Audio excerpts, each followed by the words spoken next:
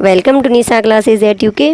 आज आपके लिए है आखिरी क्लास और इसमें भी मैंने कोशिश की है कि आपके लिए टीचिंग एप्टीट्यूड के सारे इम्पॉर्टेंट जितनी भी यूनिट है वहाँ से इम्पॉर्टेंट क्वेश्चन आपके लिए कराए जाएं। तो चलिए स्टार्ट करते हैं। पहला क्वेश्चन देखते हैं। कोहलबर्ग के अनुसार सही और गलत प्रश्न के बारे में निर्णय लेने में शामिल चिंतन प्रक्रिया को कहा जाता है। तो क्या कहा जाता है? कोहलबर्ग के अनुसार सही और गलत प्रश्न के बारे में निर्णय लेने में शामिल चिंतन प्रक्रिया को, तो ऑप्शन 1 है नैतिक दुविधा, सही हो की नैतिकता, ऑप्शन 3 है नैतिक तर्कणा और ऑप्शन 4 है आपका नैतिक यथार्थवाद। तो कोहलबर्ग के अनुसार सही और गलत प्रश्न के बारे में निर्णय लेने में शामिल चिंतन प्रक्रिया को क्या कहा जाता है? ये है आपके लिए क्लास और आज मॉक टेस्ट नहीं है, ये क्लास है। ठीक, फटाफट इसमें आंसर लगाएंगे क्योंकि समय बिल्कुल भी कम है। ठीक है, जितने प्रश्न हो सकेंगे आज हम करेंगे। ठीक है, तो ये है आपका आंसर नैतिक तर्कणा। तो सही और गलत प्रश्न के बारे में निर्णय लेने की चिंतन प्रक्रिया को कोहलबर्ग कहते हैं नैतिक तर्कणा। नेक्स्ट क्वेश्चन देखते हैं। सतत एवं व्यापक मूल्यांकन के अंतर्गत वाक्यांश व्यापक मूल्यांकन इंगित क्या करता है? जो सीसी है आपका, सीसी के अंतर्गत व्यापक मूल्यांकन क्या इंगित करेगा? समस्त पाठ्यक्रम का मूल्यांकन, सभी विषयों का मूल्यांकन, संज्ञानात्मक क्षेत्र, भावनात्मक क्षेत्र एवं मनोगत्यात्मक क्षेत्र का मूल्यांकन या संज्ञानात्मक क्षेत्र का मूल्यांकन। तो इस क्वेश्चन में सही आंसर क्या हो जाना चाहिए? तो ये जो आपका ऑप्शन 3 है संज्ञानात्मक क्षेत्र, भावनात्मक क्षेत्र एवं मनोगत्यात्मक क्षेत्र का मूल्यांकन, ये हो जाएगा आपके सीसीई के अंतर्गत व्यापक मूल्यांकन। चलिए आगे बढ़ते हैं। Next question. विद्यार्थी द्वारा गणित कक्षा में सीखी गई अवधारणा का उपयोग भूगोल कक्षा में किया जाता है। यह उदाहरण किस चीज़ का है? गणित कक्षा में सीखी गई अवधारणा का उपयोग भूगोल कक्षा में किया जाता है। यह उदाहरण आपके क्या हो जाएगा? सकारात्मक अंतरण, नकारात्मक अंतरण, शून्य अंतरण। तो यह आपके हो जाएगा सकारात्मक अंतरण का। ठीक है, चलिए आगे बढ़ते हैं। Next question. किशोरों के संदर्भ में निम्नलिखित में से कौन सा कथन सर्वाधिक उचित है? चिंतन का मूर्त क्रियाओं में प्रदर्शित होना, बुद्धि लब्धांक में अकस्मात वृद्धि, संवेगात्मक प्रोत्थान की घटना बढ़ जाती है या पढ़ाई के प्रति लापरवाह रवैया। जो किशोरों के संदर्भ में किशोरों की बात हो रही है, तो कौन सा कथन सर्वथा उचित हो जाएगा? तो इनका जो ऑप्शन 1 है चिंतन का मूर्त क्रियाओं में प्रदर्शित होना, ये आ जाएगा किशोरों के संदर्भ में सर्वाधिक उचित कथन। चलिए आगे बढ़ते हैं। Next question. व्यक्तित्व विकास में एक महत्वपूर्ण भूमिका निर्वाह करता है क्या? आनुवंशिकता और वातावरण का मिश्रण, परीक्षाओं की संख्या, आनुवंशिकता या वातावरण। तो हमारी पर्सनैलिटी डेवलपमेंट में जो महत्वपूर्ण भूमिका अदा करता है वो है आनुवंशिकता और वातावरण का मिश्रण। चिंतन मानसिक प्रक्रिया का ज्ञानात्मक पहलू है। जो चिंतन है वो मानसिक क्रिया का ज्ञानात्मक पहलू है। चिंतन की यह परिभाषा किसने दी? तो चिंतक मानसिक प्रक्रिया का ज्ञानात्मक पहलू है, यह परिभाषा दी है आपके रॉस साहब ने। ठीक है, चिंतन मानसिक प्रक्रिया का ज्ञानात्मक पहलू है, परिभाषा दी है रॉस ने। नेक्स्ट है कल्पना के विकास के लिए ज्ञानेंद्रियों को प्रशिक्षित करना चाहिए, कहानी सुनाना चाहिए, रचनात्मक प्रवृत्ति के विकास पर ध्यान देना चाहिए या उपयुक्त सभी क्रियाएं करनी चाहिए। तो हमें कल्पना के विकास के लिए ज्ञानेंद्रियों को भी प्रशिक्षित करना चाहिए, कहानी सुनाना चाहिए, रचनात्मक प्रवृत्ति के विकास पर ध्यान देना चाहिए, तीनों काम करना चाहिए कल्पना के विकास के लिए। फटाफट से आगे बढ़ते हैं। Next question. निम्नलिखित में से कौन सी दशा या दशाएं ध्यान को आकर्षित करने की आंतरिक दशा नहीं है? ध्यान को आकर्षित करने की आंतरिक दशा नहीं है। उद्दीपन की स्थिति, आवश्यकता, नंबर 1 या दोनों 1 और 2। ठीक है, उपयुक्त एक मतलब दोनों में से एक या दोनों 1 और 2। तो जो ऑप्शन आपका है इसमें ऑप्शन नंबर 1 ध्यान को आकर्षित करने की आंतरिक दशा जो नहीं है वो है आगे उद्दीपन की स्थिति में ध्यान को आकर्षित करने की आंतरिक दशा नहीं है। चलिए आगे बढ़ते हैं। Next question. संवेग की उत्पत्ति कहाँ से होती है? आदतों से, मूल प्रवृत्तियों से, शारीरिक विकास से या संप्रतियों के निर्माण से? तो जो संवेग की उत्पत्ति होती है वो होती है हमारे मूल प्रवृत्तियों से। Next question. गेट्स के अनुसार अनुभव द्वारा व्यवहार में परिवर्तन ही डैश है।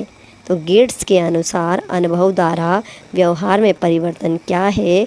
गेट्स ने क्या बोला? अनुभव द्वारा व्यवहार में परिवर्तन आपका क्या होता है? सीखना हो जाता है। क्वेश्चन देख लेते हैं। अपने आप को प्रेम करने की प्रवृत्ति को क्या कहते हैं? आत्मकेंद्रित प्रवृत्ति, अहंकारी प्रवृत्ति, नर्सिसिज्म की प्रवृत्ति या हिप्नोटिज्म की प्रवृत्ति? तो अपने आप को प्रेम करने की प्रवृत्ति को कहते हैं, नर्सिसिज्म नहीं है, सॉरी, ये है आपका नार्सिसिज्म की प्रवृत्ति। किशोरावस्था में संवेगों की तीव्रता किस प्रकार प्रकट होती है? किशोरावस्था में संवेगों की तीव्रता प्रतिकूल पारिवारिक संबंध, व्यवसाय की समस्या, नई परिस्थिति के साथ समायोजन या उपयुक्त सही। तो जो आपके किशोरावस्था में संवेगों की जो तीव्रता है वो कैसे प्रकट होती है? वो होती है इन सभी प्रकार से, प्रतिकूल पारिवारिक संबंध, ठीक है, व्यवसाय की समस्या और नई परिस्थिति के साथ समायोजन, इन सब के कारण संवेगों की तीव्रता प्रकट होती है। उपयुक्त सभी इसका सही आंसर हो जाएगा। आगे बढ़ते हैं। 140 से अधिक बुद्धिलब्धि वाले बच्चों को हम किस श्रेणी में रखेंगे? मूर्ख, मंदबुद्धि, सामान्य बुद्धि या प्रतिभाशाली? तो जो 140 से अधिक बुद्धिलब्धि वाले बच्चे होंगे उनको हम किस में रखते हैं? प्रतिभाशाली की श्रेणी में, ठीक है। नेक्स्ट है, आगे बढ़ते हैं। सृजनशीलता मौलिक परिणामों को अभिव्यक्त करने की मानसिक प्रक्रिया है। सृजनशीलता मौलिक परिणामों को अभिव्यक्त करने की मानसिक क्रिया है। यह कथन किसके द्वारा दिया गया है? तो यह कथन आपके दिया गया है क्रो एंड क्रो के द्वारा, ठीक है। क्या कथन है? सृजनशीलता मौलिक परिणामों को अभिव्यक्त करने की मानसिक क्रिया। कथन किसके द्वारा दिया है? क्रो एंड क्रो के द्वारा। चलिए आगे बढ़ते हैं। प्रयास और भूल सिद्धांत के प्रतिपादक हैं। सभी इस क्वेश्चन का आंसर जानते होंगे। प्रयास और भूल सिद्धांत के प्रतिपादक हैं आपके थॉर्नडाइक। नेक्स्ट क्वेश्चन देखते हैं। सीखने के पठार के निराकरण के लिए क्या नहीं करना चाहिए? सीखने का जब पठार आ जाता है तो उसके निराकरण के लिए हमें क्या नहीं करना चाहिए? ध्यान देना है कि हमें नहीं देखना है, ठीक है। क्या नहीं करना चाहिए? आपको सीखने वाले को प्रेरित और प्रोत्साहित करना चाहिए, सीखने की अच्छी विधि का प्रयोग करना चाहिए, उसे दंडित करना चाहिए या इनके कारणों का अध्ययन करना चाहिए। तो साफ साफ बात है, हमें सीखने के पठार के निराकरण के लिए दंडित उसको नहीं करना चाहिए, बल्कि हमें उसे प्रेरित और प्रोत्साहन करना चाहिए, अच्छी विधि का प्रयोग करना चाहिए, कारणों का अध्ययन करना चाहिए, दंडित उसको नहीं करना चाहिए।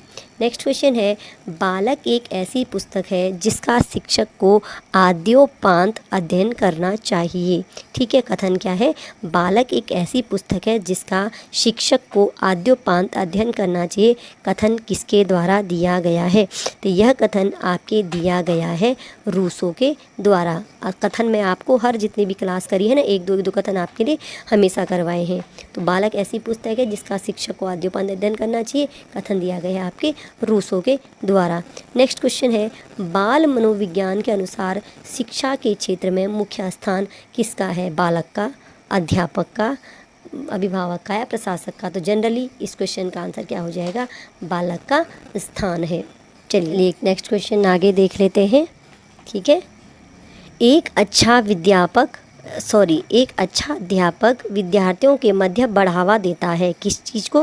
प्रतियोगिता की भावना को, सहयोग की भावना को, प्रतिद्वंदिता की भावना को या तटस्थता की भावना को। तो जो एक अच्छा अध्यापक होगा वो विद्यार्थियों के मध्य बढ़ावा किस चीज़ को देगा? हमेशा सहयोग की भावना को बढ़ावा देगा। चलिए आगे बढ़ते हैं। आधुनिक शिक्षण अधिगम प्रक्रिया में शिक्षक की भूमिका है। आधुनिक शिक्षण अधिगम प्रक्रिया में शिक्षक की भूमिका किसकी है? सीखने हेतु एक अच्छे सुलभकर्ता की, बच्चों को गणित, विज्ञान और भाषा सिखाने की, बच्चों को मूल्य आधारित शिक्षा देने की या बच्चों को सभी कुछ पढ़ाने की। तो आधुनिक जो टीचिंग लर्निंग प्रोसेस में है उसमें जो शिक्षक की भूमिका है वह क्या है? आपके सीखने हेतु एक अच्छे सुलभकर्ता की, ठीक है। चलिए नेक्स्ट क्वेश्चन देख लेते हैं। एक अध्यापक की दृष्टि में कौन सा कथन सर्वोत्तम है? प्रत्येक बच्चा सीख सकता है, कुछ बच्चे सीख सकते हैं, अधिकतर बच्चे सीख सकते हैं या बहुत कम बच्चे सीख सकते हैं। तो एक अध्यापक की दृष्टि में सर्वोत्तम कथन हो जाएगा हमारा ऑप्शन नंबर ए, प्रत्येक बच्चा सीख सकता है। ये गलत है, कुछ बच्चे सीख सकते हैं, बिल्कुल भी ऐसा होना चाहिए। अधिकतर बच्चे सीख सकते हैं या बहुत कम बच्चे सीख सकते हैं, तीनों नहीं होंगे बल्कि प्रत्येक बच्चा सीख सकता है। नेक्स्ट क्वेश्चन है, बच्चा किस प्रकार पढ़ता है? पुस्तकें पढ़कर, परिचर्चा द्वारा, प्रश्न पूछकर या कई प्रकार से? तो इस क्वेश्चन का जो सही आंसर होगा वो क्या हो जाएगा आपका ऑप्शन नंबर 4, बच्चा सीखता है कई प्रकार से। पुस्तकें पढ़कर, परिचर्चा द्वारा, प्रश्न पूछकर, सब प्रकार से बच्चा क्या होता है? सीखता है। सीखने की प्रक्रिया में विद्यार्थी द्वारा की गई त्रुटियों के संबंध में आपकी दृष्टि में कौन सा कथन सर्वोत्तम है? सीखने की प्रक्रिया में विद्यार्थी द्वारा अगर त्रुटि हो जाती है तो कौन सा कथन आपकी दृष्टि में इसमें सही है? विद्यार्थी को कभी त्रुटियां नहीं करनी चाहिए, क्या ऐसा है? नहीं, विद्यार्थी तो त्रुटि कर सकता है। त्रुटियां अधिगम प्रक्रिया का भाग है। विद्यार्थी की लापरवाही के कारण त्रुटियां होती हैं। कभी कभी विद्यार्थी त्रुटियां कर सकता है। तो जो इसका सही आंसर हो जाएगा वो क्या है? त्रुटियां जो हैं अधिगम प्रक्रिया का भाग है। लर्निंग प्रोसेस में एरर्स आते हैं और क्या होता है? त्रुटियों से ही इंसान सीखता है, ये आप सभी जानते होंगे। ठीक है, चलिए आगे बढ़ते हैं नेक्स्ट क्वेश्चन में। किस मनोवैज्ञानिक ने व्यक्तित्व की संरचना के अंतर्गत गत्यात्मकता एवं स्थलाकृतिक पक्ष का अध्ययन किया? व्यक्तित्व, जब पर्सनैलिटी की संरचना की बात हो रही थी तो उसके अंतर्गत किस मनोवैज्ञानिक ने गत्यात्मकता एवं स्थलाकृतिक पक्ष का अध्ययन किया?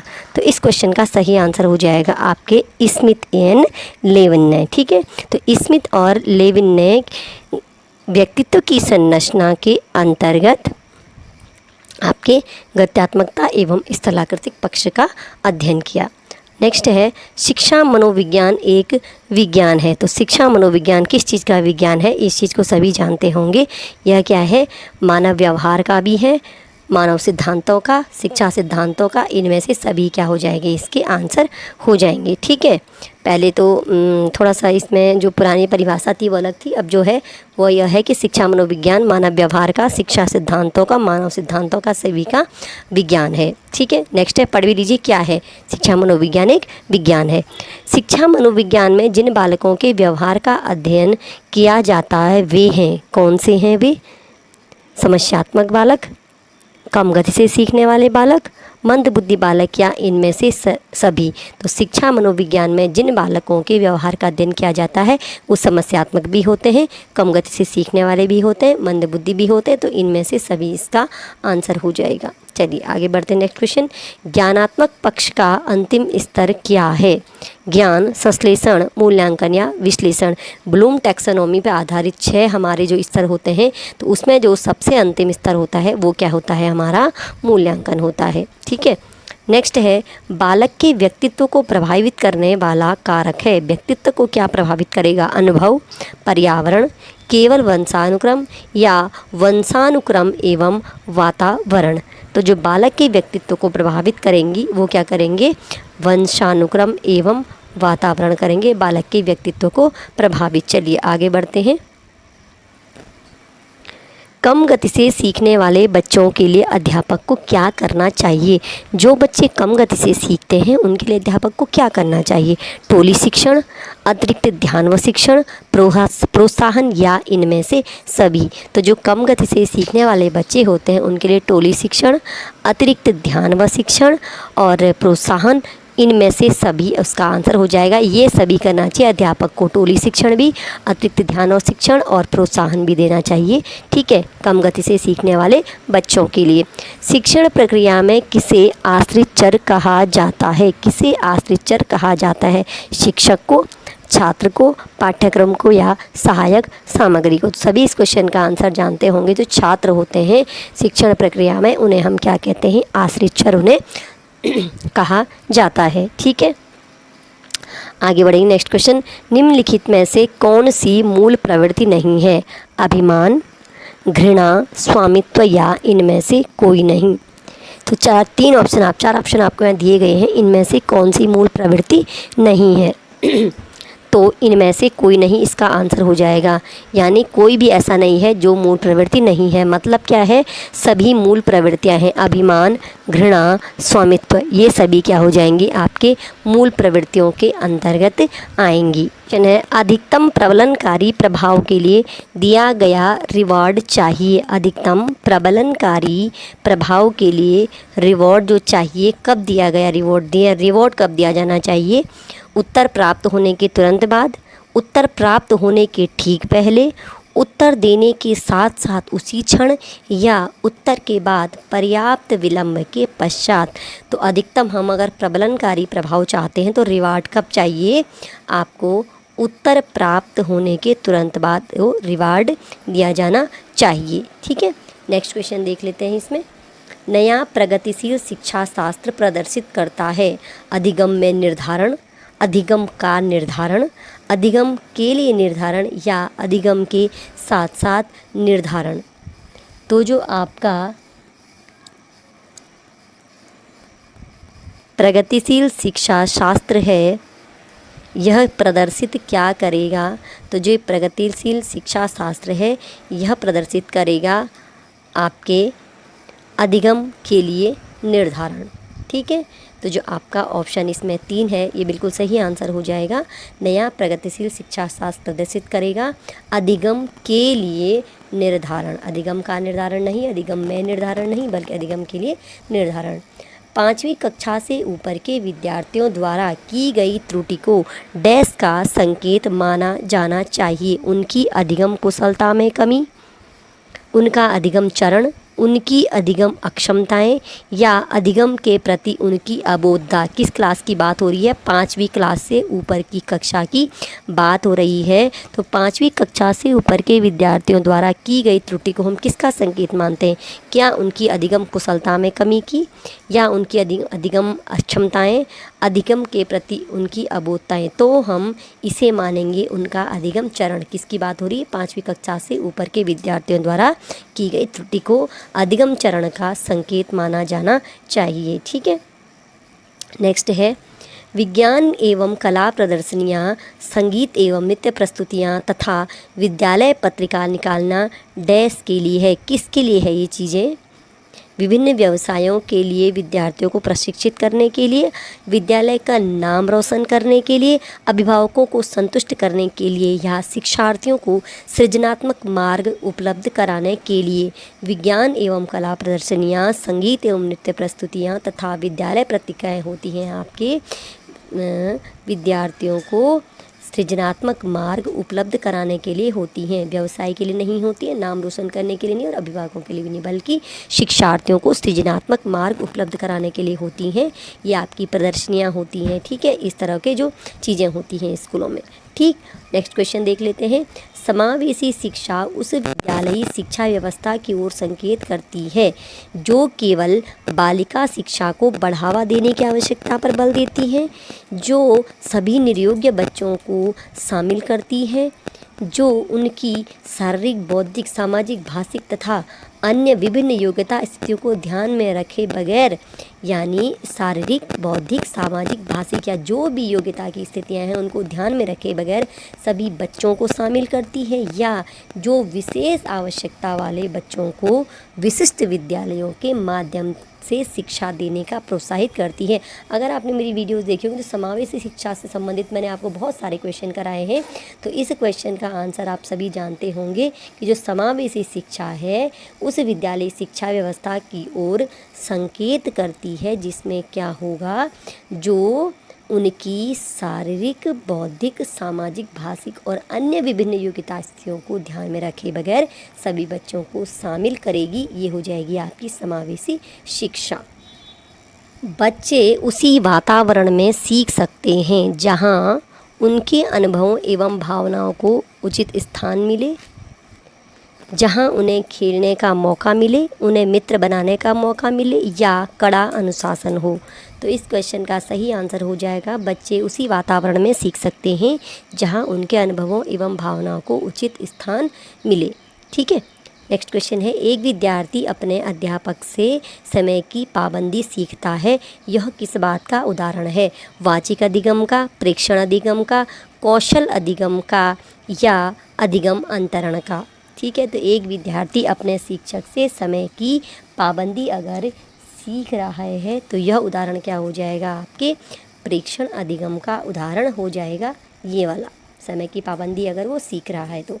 नेक्स्ट क्वेश्चन है, विद्यार्थियों के सीखने में जो रिक्तियाँ रह जाती हैं उनके निदान के बाद क्या करना चाहिए। विद्यार्थियों के सीखने में रिक्तियाँ रह जाती हैं तो उनके निदान के बाद सघन अभ्यास कार्य होना चाहिए, समुचित उपचारात्मक कार्य होना चाहिए, सभी पाठों को व्यवस्थित रूप से दोहराना चाहिए, या शिक्षार्थियों और अभिभावकों को उपलब्धि के बारे में बताना चाहिए। ठीक है, क्वेश्चन क्या है आपका, विद्यार्थियों के सीखने में जो रिक्तियाँ रह जाती हैं उनके निदान के बाद क्या होना चाहिए। इस क्वेश्चन का सही आंसर समुचित उपचारात्मक कार्य होना चाहिए। ठीक है, अब हम क्या करेंगे, रिक्तियाँ जो रह जाएंगी निदान के बाद हमें क्या करना चाहिए, उपचारात्मक इसमें कार्य करना चाहिए।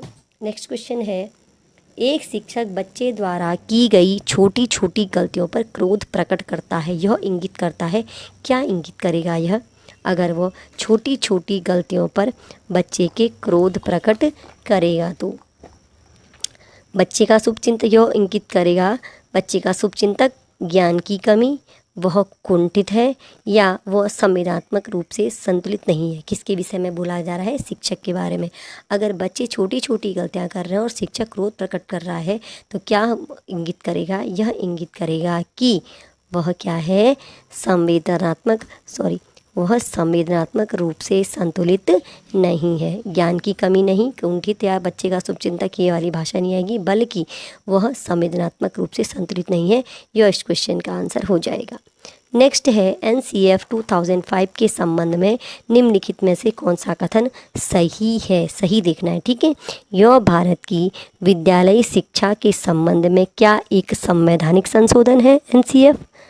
ठीक है, नेक्स्ट है, यह NCERT द्वारा तैयार किया गया एक दस्तावेज है जो भारत की विद्यालयी शिक्षा के संबंध में प्रस्तुतियाँ प्रस्तुत करता है।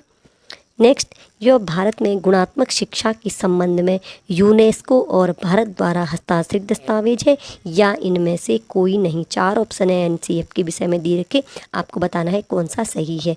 यह भारत की विद्यालय शिक्षा के संबंध में कोई भी संवैधानिक संशोधन नहीं है। ऑप्शन ए तो इसका आंसर नहीं है, बी और सी देख लेते हैं।